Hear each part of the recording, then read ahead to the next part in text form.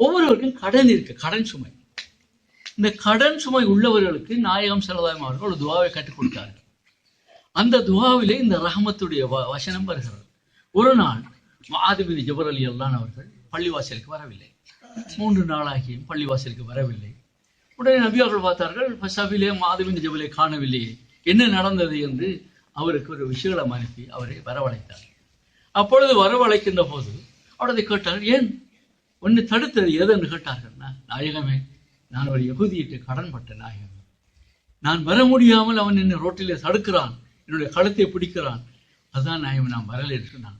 அப்படியா என்று சொல்லிவிட்டு கொல் சொல்லிக் கொடுக்கிறான். அல்லாஹும்ம மாலிக்கல் முல்க், குர்ஆன் வசனம்.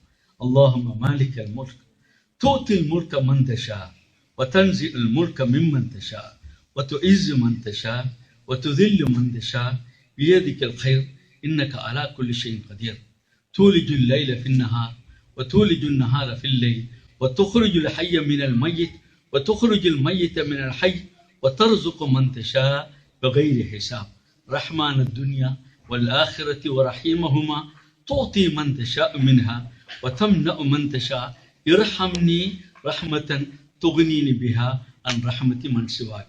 இதை நீங்கள் ஓதுங்கள். ஓதினால் உங்களுடைய கடன் சுமை உஹது மலையாளம் இருந்தாலும் அது தீர்க்கப்படும் என்று சொன்னாங்க. இதை ஓதியதும் அந்த கடன் சுமை அவர்கள் விட்டு போய்விட்டார்.